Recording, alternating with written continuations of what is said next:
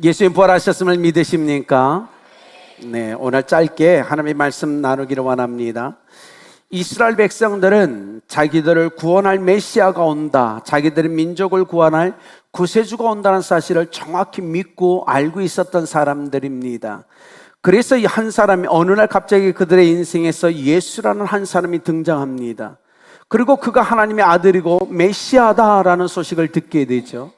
그래서 많은 이스라엘 백성들이 그를 찾아갑니다. 쫓아갑니다. 그리고 그가 정말 메시아인지를 확인받고 싶어 합니다. 여러분, 그것은 잘못된 게 아니었어요. 메시아를 보내주신다고 약속하셨고 메시아가 왔는데 과연 저가 메시아인지를 확인하고 싶어서 이스라엘 백성들은 끊임없이 예수님을 따라다니며 예수님이 정말 메시아인지를 확인합니다. 주님도 그들에게 그 삶을 책망하지는 않으셨어요. 그래서 그를 따라오는 자, 그 증거를 받고 싶어하는 이스라엘 백성 가운데 주님은 수많은 표적과 이적, 기적을 행하시면서 바로 내가 메시아다라고 보여주었다는 겁니다. 그런데 놀라운 건 그럼에도 불구하고 이스라엘 백성은 예수님을 믿지 않았다는 겁니다.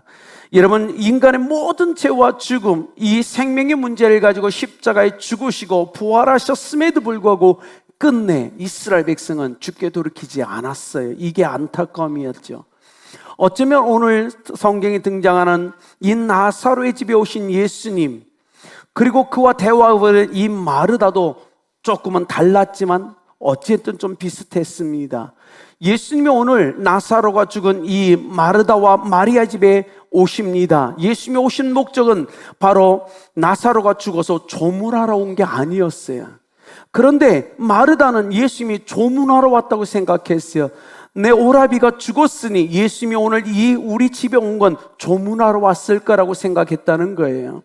그래서 주님이 이렇게 해줘, 내가 바로 부활이고 생명이다라고 선포하십니다. 그런데 여러분 뭐 하죠? 마르다가 이렇게 얘기해요. 예, 주님 믿습니다. 그런데 마지막 때, 마지막 날에 부활할 걸 믿습니다. 이렇게 고백하는 거예요. 그런 지금 잘못 알고 있어요. 예수님이 바로 내가 생명이고 부활이란 이 복음을 선포할 때 마르다는 네, 맞아요 주님, 그러나 지금의 저와는 상관없잖아요. 지금 죽어서 무덤에 있는 나의 오라비와는 상관없지 않습니까? 라고 자꾸 대답하는 거예요. 그래서 예수님에게다 그게 아니라고, 내가 바로 부활이고 생명이라고, 내 앞에 있는 내가 상관없는 게 아니고 지금 바로 너는 부활을 볼 수 있고 그 영원한 생명을 경험할 수 있다고 얘기하고 있어요. 여러분 기억하십시오. 예수 그리스도를 믿는 우리에겐 이미 영원한 생명이 주어졌음을 믿으십니까? 이건 믿어야 돼요. 예수님을 영접했을 때 이미 우리 안에 영원한 생명이 있는 거예요. 그러면 예수님을 영접한 후에 우리는 영원한 생명을 소유했기 때문에 이 땅을 살아가는 40년, 50년, 60년, 70년, 80년 그 인생은 영원한 시간, 영원한 생명이라는 시간의 한 부분이라는 사실도 믿으셔야 됩니다. 마르다는 이걸 이해하지 못했어요. 그가 예수님을 믿는데 예수님으로 말미암아 영원한 생명이 주어졌는데도 불구하고 죽은 후에 영원한 생명이 주어지고 죽은 후에 부활이 일어난다고 그는 생각하고 있었어요. 그래서 주님이 마르다에게 합니다. 그것이 아니라고, 내가 부활이고 생명이라고 나를 소유한 너는 지금 이미 부활이 멀리 있는 마지막 때에 일어날 일이 아니고 바로 부활은 너희 가까이 있다라고. 그리고 이미 영생을 소유한 자들에게는 죽은 다음에가 아니고 지금 영원한 삶을 살아가고 있기 때문에 지금 삶은 영원한 삶의 한 부분이라고 믿어야 된다고 얘기하는 거예요. 여러분, 우리는 영원한 생명이 있습니다. 우리는 결코 죽지 않아요. 영적으로 얘기하는 거예요. 육은 죽어요. 영원한 생명이 있으니 우리 영혼은 결코 죽지 않을 겁니다. 그러니 오늘 내 영혼이 살아서 움직이는 이 순간의 삶은 영원한 시간의 한 부분임을 믿으시길 바랍니다. 마리아는 그걸 이해하지 못했어요. 바람같이 사라질 하찮은 인간이 감히 흉내낼 수 없는 그 말을 주님은 선포합니다. 내가 부활이야, 내가 생명이야. 그러니 좀 믿을래? 나를 믿는 자는 죽어도 살고 나를 살아서 믿는 자는 영원히 죽지 않는다는 이 진리를 너는 믿어야 된다라고 얘기를 한 겁니다. 그런데 마리아는 끝까지 이렇게 얘기해요. 네 주님, 주님 마지막 때요, 지금 말고요, 이렇게 얘기하는 거예요. 이곳에 있는 우리 성도님들 중에도 지금 그렇게 믿고 생각하는 분 있을 거예요. 먼 날 주님이 다시 오실 때, 마지막 때. 아닙니다. 예수님이 부활이고 예수님이 생명이십니다. 그걸 믿어야 된다는 거예요. 그런데 마르다가 잘 못 믿는 거예요. 그래서 예수님이 뭐라고 했죠? 이미 완전히 생물학적으로 죽어 있는 나사로, 죽어서 이미 냄새나는 나사로 49절에 그에게 데려가서 얘기합니다. 부활을, 마르다 기억해. 부활은 믿는 자에게 멀리 있는 게 아니야. 내가 부활이라니까. 그래서 나사로를 향하여 명령합니다. 나오라고. 그가 살아서 나옵니다. 그러면 주님께서 다시 얘기합니다. 믿지? 믿는 자에게 부활은 멀리 있는 게 아니야. 언제든 함께 있다. 이걸 믿어야 된다고 얘기하는 거예요. 더 나아가서 믿는 자에겐 생명이 있어요. 이제 죽음 가운데 부활한 나사로는 영원한 생명을 소유한 채로 영원히 살아갈 겁니다. 이 땅의 삶은 영원한 삶의 작은 부분이고 이어서 나아갈 거라고 얘기해 주고 있어요. 아름답게 성도님 여러분, 우리는 이걸 믿어야 돼요. 믿는 자에게 부활은 멀리 있지 않습니다. 지금 여러분과 함께 있습니다. 부활의 성령이 이미 여러분 속에 있잖아요.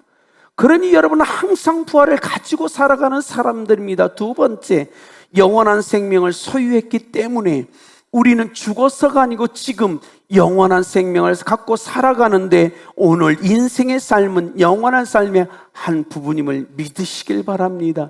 그렇기 때문에 우리는 영원히 죽지 않아요. 주님이 이 얘기를 하는 거예요. 부활은 주님의 손에 달린 문제고 영원한 생명도 주님께 달린 문제입니다. 여러분, 우리에게 영원한 부활을 주실 분도 예수님이고 영원한 생명을 주실 분도 예수님이에요. 예수님은 부활의 주인이시고 생명의 주인이십니다. 그러므로 우리는 믿읍시다. 내 안에 부활이 있음을. 부활은 멀리 있지 않아요. 또한 내 안에 영원한 생명이 있기에 오늘 나의 삶은 영원으로 이어지는 그 삶의 한 부분임을 온전히 믿고 주님을 찬양하시길 예수님의 이름으로 축복합니다. 카잔 찻키스라는 사람이 있었어요. 카잔 찻키스. 그가 책을 한 권 썼어요. 두려움보다 더 큰 부끄러움은 없다. 두려움보다 더 큰 부끄러움은 없다. 그러면서 그 책에 이렇게 얘기합니다.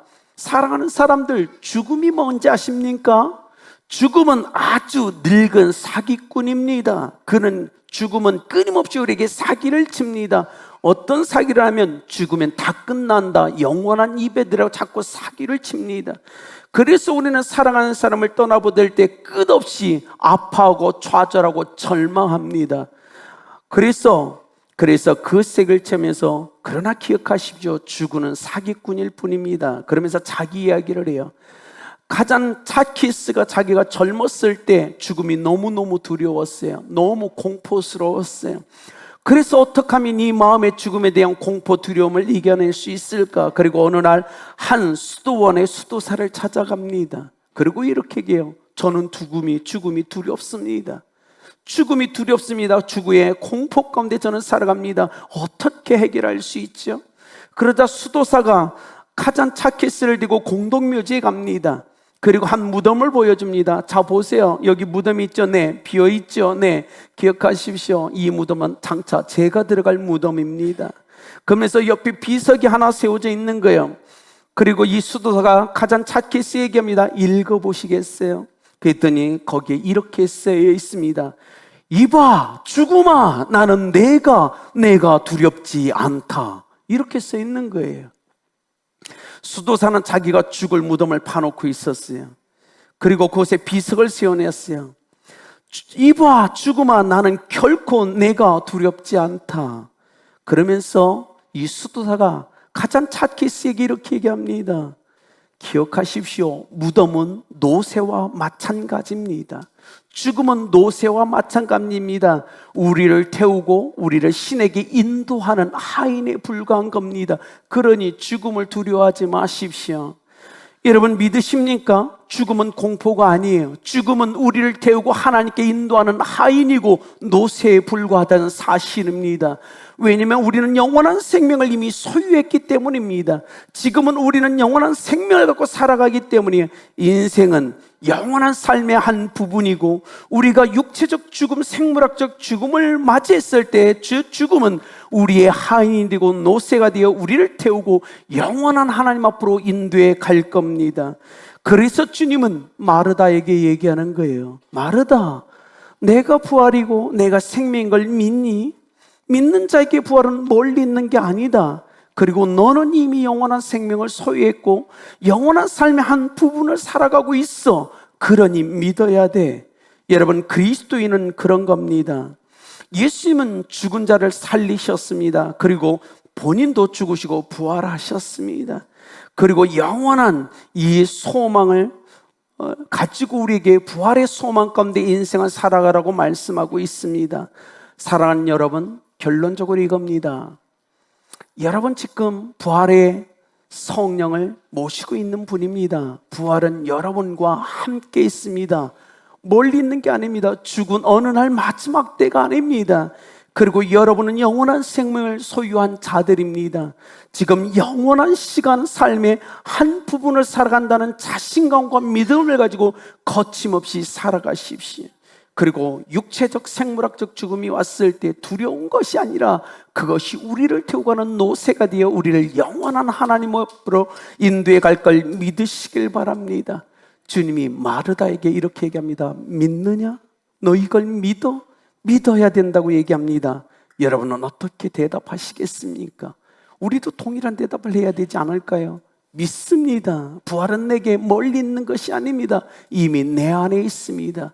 믿습니다. 살아서 주님을 믿는 자는 영원히 산다는 걸 믿습니다. 오늘 나는 영원한 삶의 한 부분을 살아가고 있을 뿐이고, 죽음이 내 삶에 왔을 때 그것은 나의 하인이 되어 우리를 영원한 하나님으로 인도할 줄 믿습니다.